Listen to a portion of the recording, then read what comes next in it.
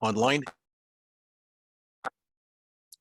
We welcome all those that are online to our ISM lecture series put on by the Carolina, Virginia's Triangle chapter of ISM. We typically do this every third Thursday of the month. This month we did it the fourth one, just to give a little bit more time so that people could join us. Today we have Juan Candelario with us from IBM.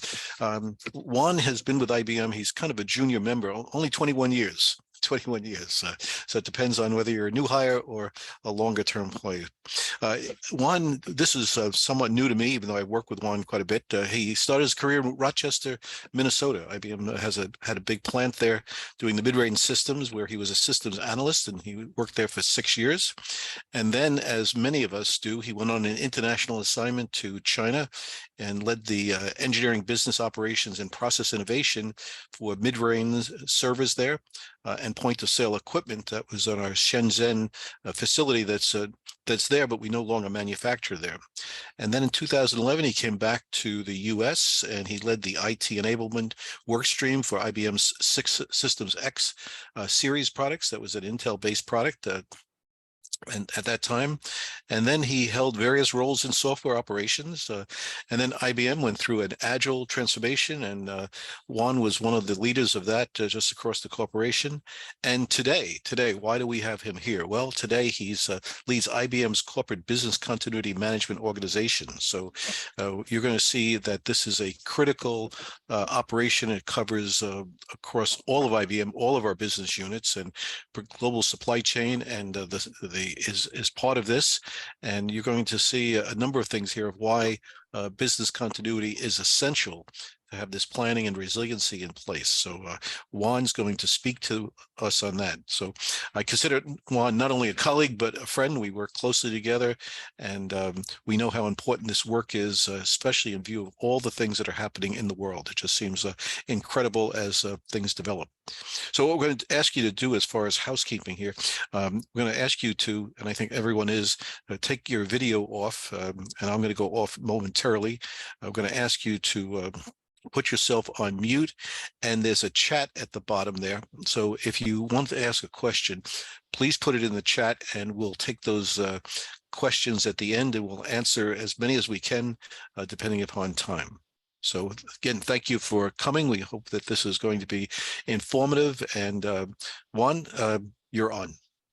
All right, excellent. Thank you, Lou. Thank you for that great introduction, and thank you for all those that are spending your lunch with me as I take you through business resiliency at IBM. So I've been doing this role, I'd say, for about 2.5 years now. And I have to say, going into the role, I had an expectation of what that would be. Now I have a whole new appreciation of what business continuity is. So let's quickly dive into it. There's not a lot of slides. Hopefully they're not heavy in content. I've designed them as such to be a more conversational, but hopefully at the end you get a sense of how do we manage business continuity at IBM, the role that each organization plays in the focals, and then again, we can open it up for any questions or comments. So if we can go to the next slide.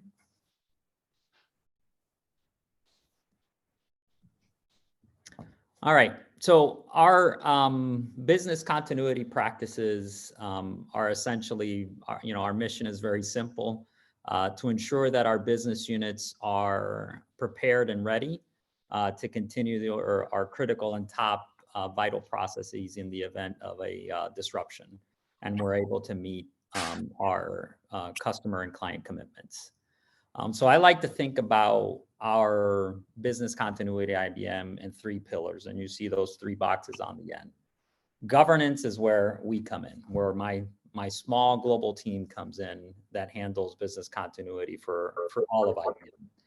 So IBM, there's a lot of echo with, oh, there we go.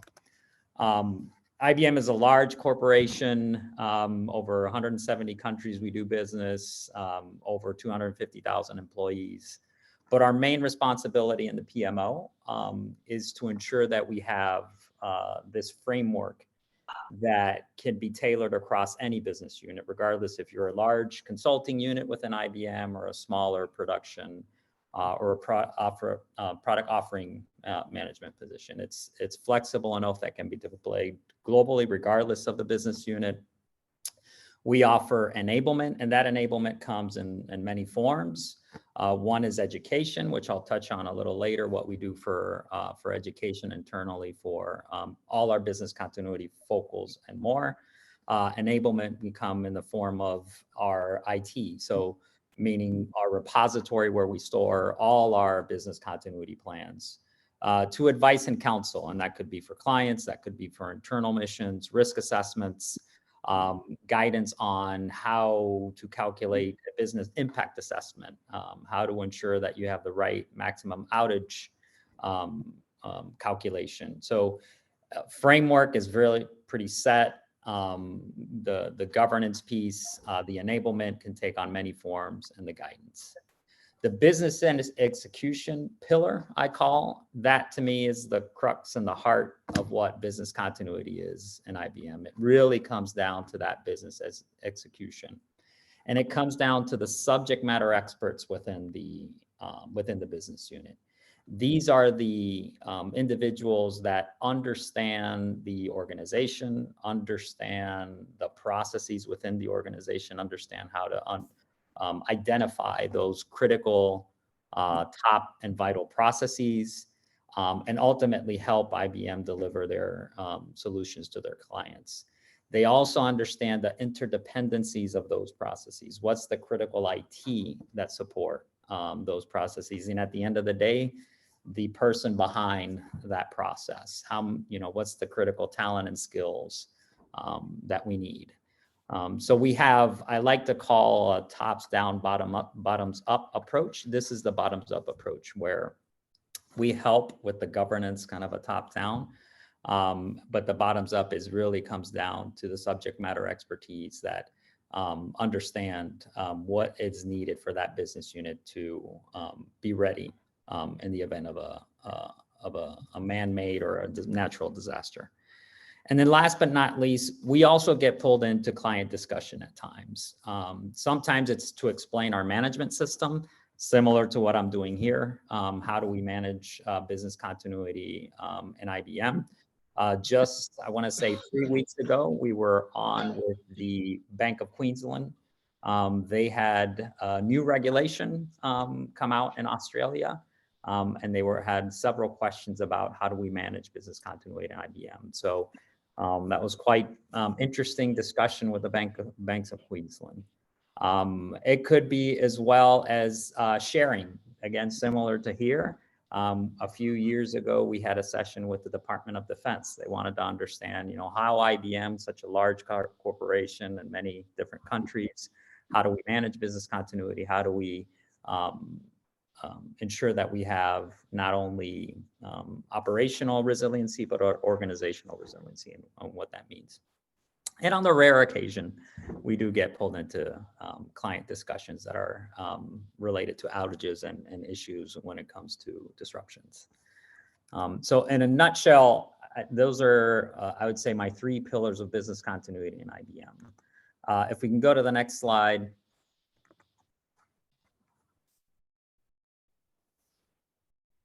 So it is impossible for me to do this alone. I always like to say resiliency is definitely a team sport. There's no way we could do and bring this all together under just one umbrella. So I spent a lot of my time here in discussion and just talking to my peers, be that in the crisis management team, corporate security team, cybersecurity team, our CIO. And the best time to talk is when we're not in crisis. Last year we spent a lot of time together, be that either in the Russia-Ukraine war and the impacts of IBM there, the energy supply crises that we have in Europe, which, by the way, we're not fully out of yet. But definitely a lot of my time is spent talking to my peers in these different functions. And although not by, not intentional, the numbering here kind of follows our workflow when it comes to resilience and IBM. Any emergency or any crisis, any disruption, it really starts with our emergency response and our crisis management team. And this is the fine line, I like to say, between, what is a crisis management plan or an emergency plan versus a business continuity plan. So an emergency response and a crisis response, those teams led either by corporate security or our crisis management team, their mission and their number one priority is the safety and security of our people. That's item number one. Are our people safe? Do they have the necessary resources to be able to ensure that they're safe in the event of a disruption or an impact? The also understanding, what's the damage or any implications to our property and our equipment. And similar to the, I'll say, bottoms up approach, the CMT or crisis management team have local location leaders, site level execs that are their eyes and ears on the ground in the event of disruption. And they also have our business continuity focals that are there to ensure that we are covered. And then finally, I'd say that's where we come in, sometimes earlier, depending on the crisis, is once we have the operations to a point where we can start operations again, our people are safe, our operations, property damage are assessed. That's where we come in. Our business process kicks in, our business continuity kicks in. And that can mean interaction with a number of different professionals on IBM, again, either in our cyber team, depending on the event, CIO team, BISO team, or corporate security team. So it's really a team sport across all these different functions. So the communication and interlock and management system is critical. And we do that by, having regular interlocks. I have a bi-weekly business continuity interlock. We bring different speakers from the organization to share items related to either enterprise risk, specific issues they're facing from a business continuity perspective, anything related to best practices from cybersecurity, any questions around our management system, any questions around clients. So it's a standing bi-weekly meeting where we go through items that are related to business continuity. If we can go to the next slide. So first line, again, this was the first slide, I should say, sorry, it was kind of both tops down governance and bottoms up. Hopefully you can see it's truly an end-to-end process. And it is supported at the utmost highest parts of IBM. So each business unit has a senior vice president that supports and empowers their focals to ensure that they are empowered to make decisions and take decisions to execute their business continuity plans. We provide quarterly updates to the executives. Our business continuity management system is aligned to the ISO framework, the 22301 framework for business continuity, which essentially boils down to four major components, right? For a successful business continuity management system is that management support. Again, that's where our tops down come at the SVP level, ensuring that we have the right business impact analysis. So in the event of the disruption, what's the impact to IBM, either regulatory, financial, or social? Ensuring that we have the right risk assessments to our processes, that we've identified those that are critical and top, and then having a business continuity plan, right? So the image on the right-hand side is not meant to be, I'd say, an eye test, but essentially is how we bring this all together from the tops down to bottoms up. Like I said, it's a cooperation between several units. It goes to all the way to the nitty gritty of how do we test our plans? How many plans do we have? Learning from our failures or learning from our incidents, where we have business continuity plans, where we can improve, where we can do better in terms of ensuring that we have the right resiliency. How do we stay connected in the event of a disruption? And we're seeing that, disruptions are coming from many, many different forms now, which I'm sure all of you here are also experiencing as well. It's not just a, climate disruption. It could be geopolitical. It could be a lot more cyber. If you're following the news, the Move It, cyber ransom attack is definitely all over the place and very significant. There's many, many disruptions that can happen and impact your business continuity plan. So on the next slide, that eye chart, I kind of expand it a little more. So if we can go to the next slide. And again, it's just to demonstrate kind of how things come in full circle, how it's integrated across the different units. I always like to point out this is a timeline guidance. It's not set in stone. The pandemic is a great example, right? Even though in IBM, we talk in, I'll say, quarters. So first quarter, second quarter, third quarter, even though typically our first quarter is, where we look at our organization setup. Has there been any reorganizations that we need to relook at our processes, top and vital, any mission changes? Do we have the right acceptable outage depending on that new process or revamped process? But in the pandemic, right, if you all recall, it was, in February, we were already sending people home. We were already talking about being in lockdown. So a disruption doesn't really necessarily follow the timeline. And we purposely made this kind of a full circle with arrows because we can definitely interchange as we go. But we have a very established, when do we review the plans? When do we document and ensure we have the right focals and contacts? How do we test it? So we're now, going into the third quarter. So July through September, it's our big testing time. But again, sometimes the plans are tested even sooner with an actual event. There's no better test to a BCP than an actual activation. And then how do we look at our plans, learn from our incidents, and continuously improve those? And educate. Educate is a big one for us, and I'll touch on that here in the next slide. How do we ensure that our business continuity focus stay up to date in terms of business continuity news, but how do we also ensure that the broader organization is aware of how we manage business continuity? So for those business continuity professionals out there on this Zoom today, I'm sure you guys have heard of Business Continuity Awareness Week. That's led by the Business Continuity Institute, and it's a yearly event. Each year, it's a different theme where they promote the importance of business continuity and how to manage risk. This year, it was a different theme by day. So what we do and what we typically do every year is we look at the theme and we quote unquote translate that into IBM. What does that mean for IBM? What does that mean for our different business units?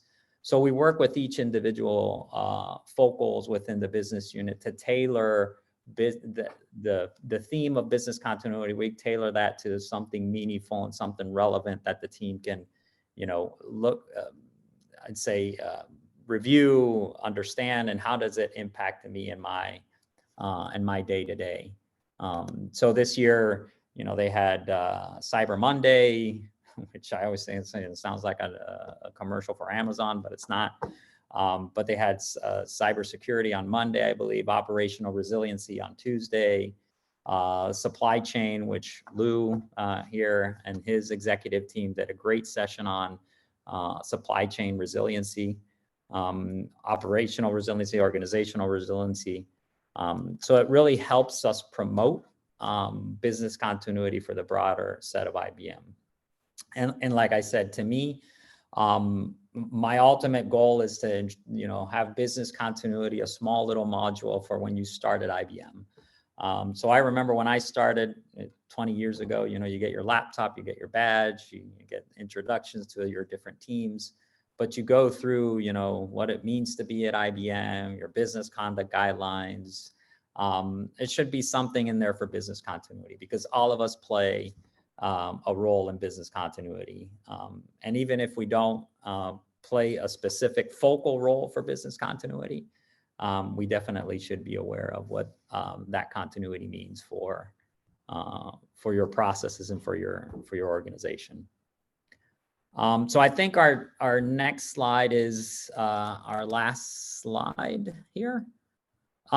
So I know another eye test, but I'm actually proud of this logo. This is something I developed and created. I had a few years ago, a managing partner come to me and say, hey, we have a client call in a few days, and business continuity is on the agenda. I heard you're the new business continuity leader. You've got 2 minutes to explain what business continuity is. So sat down very quickly with my team, kind of jotted down some thoughts. And this is the logo we've come up with, and we've used it on many presentations. So it seems like I got a thing for circles, but it helps me kind of explain it. So top of the circle, I know it's hard to see, but it talks about kind of the proactive piece of our management system, which is based off of operational risk insights, or ORI, like we like to call it in IBM. We love acronyms. It's an internal application, AI powered. It's constantly monitoring climate-related events and impacts around the world. We can also see where that impacts key IBM locations. It also has ingest social media feeds, whenever there's maybe potential of social disruption, issues going on. An interesting fact about ORI was I was on one of our biweekly calls back in, I wasn't leading business continuity back then, I was actually a focal. Back in 2018 in December, going around the table, the leader for ORI mentioned that he was monitoring a feed of 4 cases of strange flu coming out of Wuhan, and we all know what happened.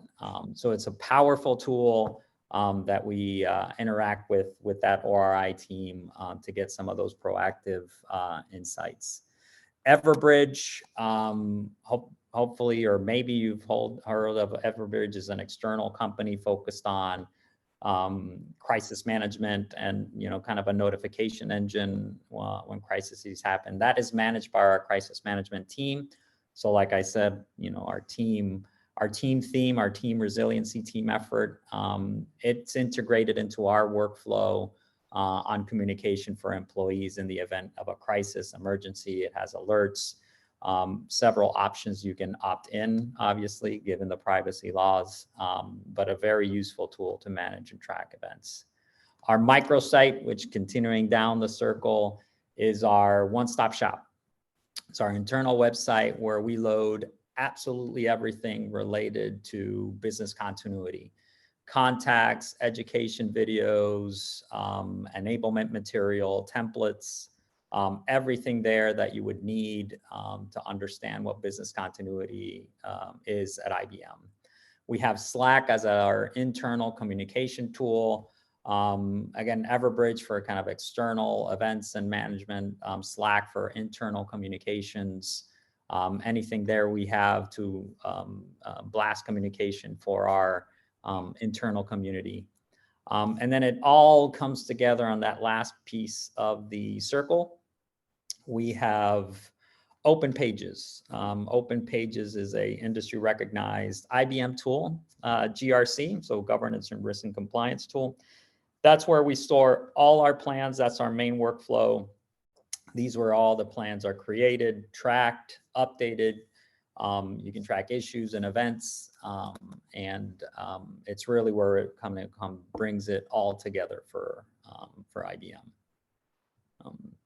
So that's what I had, team. This is how we manage business continuity in IBM.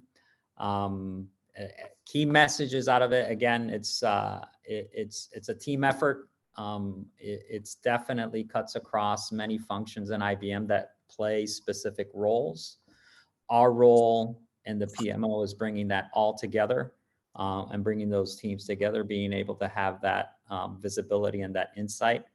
I consider myself lucky that we have several subject matter experts that have been doing business continuity for years. So I feel there's nothing really that can come our way that we don't have an expert that can kind of sit down regardless of the business unit and understand how that impacts IBM, what do we need to do, and what business continuity plans we need to invoke. So that's my story, and I'm sticking to it. So open it up for questions.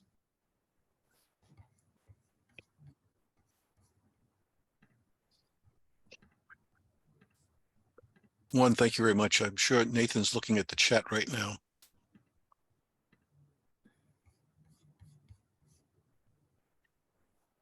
Nathan, are you there? Was a question about will the presentation be shared? So typically we don't distribute these presentations. It on the bottom it says for IBM internal use. I can certainly take it back to our corporate legal and comms team. I'll tell you what, if anybody wants to write to me, it's Ferretti, Ferretti at us.ibm.com. And we'll do this on an individual basis. Ferretti at us.ibm.com. One, I have a question. So maybe you could share with the folks here the role of the business continuity organization.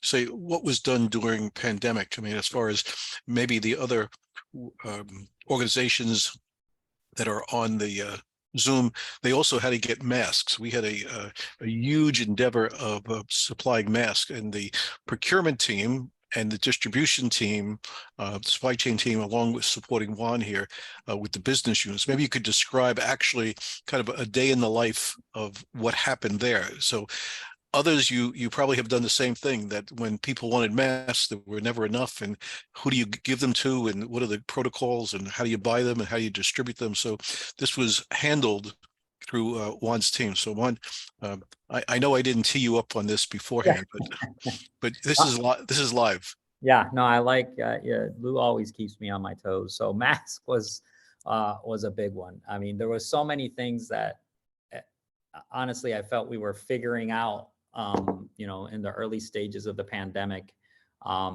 So, one of the things as I mentioned a little bit earlier, right, that we had, notification of these, the strange strain of flu. Then all of a sudden, everybody was sent home, different depending on where you were in the world. There was lockdowns. So one was, one of the early things is you can't just assume that everyone is enabled to work from home. So understanding, who could work from home, whether or not they were supporting a critical workflow, that if they were not able to work from home, how can we get them a ThinkPad, a laptop to be able to work? And that actually uncovered, I think, I'm not sharing any trade secrets, that uncovered that, how we distribute devices to our global team wasn't actually a top critical process. It was what we call a tier 3. And that quickly surfaced the need to relook at that process and say, well, if we're relying on these devices to support a critical workflow, then absolutely that process needs to be at the top. So assembling that team, being able to get to the inventory, being able to distribute the inventory within the lockdown, having that the ability to do that was significant, given the constraints as well on the supply chain, and really developing a management system to be able to understand the request. Is it critical? Is it a top vital process? Has the business continuity focal given their thumbs up? Has the executive focal understood that, potentially we be taking away, a device for a client account? So many different discussions around that. Being able to have one data source was another challenge. Executives wanting to know, how many plans were activated, how many plans were in the world, where were our critical locations, which business functions were at the critical locations. Definitely a lot of requests for data that at the time was manual, and still parts of it is manual. But learning from that, and tweaking our workflow, trying to get some of those key questions now, I'd say at a push of a button, or within Open Pages, you have dashboard capability, being able to pull those type of reports. So a couple of questions have come in. Wayne wants to know, can you explain more about the AI tool that you use? And is it an internal tool or third party? It's internal.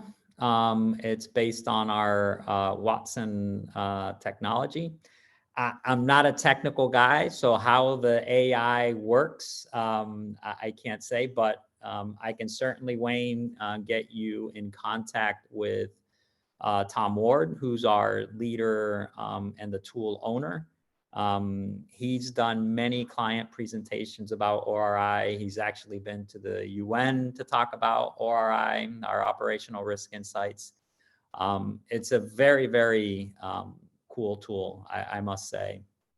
You can customize the alerts within the tool because, again, it can be, that's another thing we focus on a lot, is not overwhelming our community with notifications. You could be certainly overwhelmed with notifications on either weather related or social disruptions, etc. So there is a way that you can tailor notifications by threat level, by location. You can add points of interest to your location. So it could be your work location, your home office, somewhere else that it keeps you up to speed on what those notifications are. So it's an internal tool. Wayne, Nathan, if I can get Wayne's information, I can certainly connect him with our ORI leader. Who has a question? Can you please provide more details on the assessments? Are they standardized? What's covered in the assessments? And is there scoring on the assessments to identify risk levels and business impacts? So yes, yes, yes, and yes. So we keep them, we try to keep them as standardized as possible. And this is where the subject matter expertise come in for the business unit to understand in their workflow. So their level 1, level 2, level 3 workflows, categorize them in terms of importance to, we measure on 3 criterias. Revenue impact, or financial impact, regulatory impact, and social. And by social meaning, is there it could IBM's brand be impacted? Any social issue that could come from that, from that particular process. So there is scoring based on how the SME classifies the set of questions that you need to go through for each process, high, medium, and low, and that spits out, I'll say, a score of whether, based on the responses to the questions, whether we require a business continuity based on our corporate policy, whether that score, we strongly recommend that you have a business continuity. It's not required, but it's high enough in the scoring that we strongly recommend that you have a business continuity plan. And then what we call our tier 3, tier 4 processes, that there's not a requirement, but we also offer, additional enablement for them or additional guidance on, how to ensure that you have a strong management system behind it.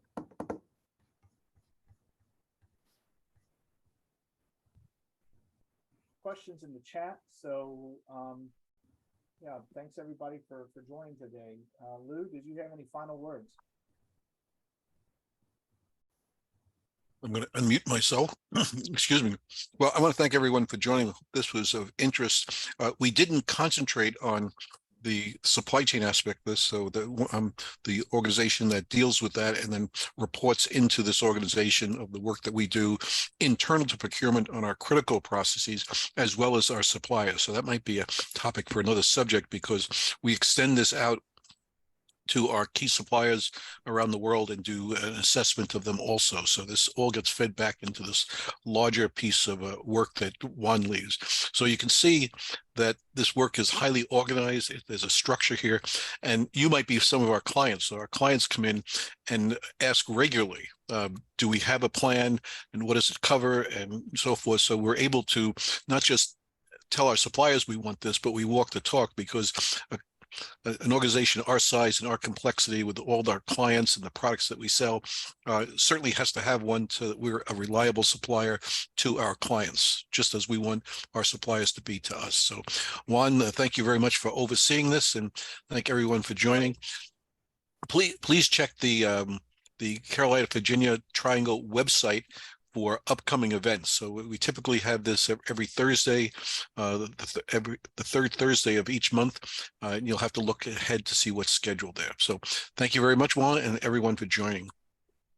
Thanks, Lou. Thank you to this team for having me. If there's anything, a question that comes up after you've dropped, feel free to reach out to Lou. He knows where to find me, and definitely happy to join for a separate discussion or go deeper on any specific topic. So thank you. Thanks everybody, and the meeting will now end. We are going to record the participants in this. This will go to ISM, so your CEH will be recorded. Any questions, please feel free to reach out to the ISM CV Triangle chapter. And again, thanks Juan, that was an excellent presentation, and we're very blessed to have the quality of presenters that we have in this chapter. So everybody enjoy the rest of your day, and thank you for joining. Thank you. Appreciate it. Very good, guys. Thank you. Bye. Bye all.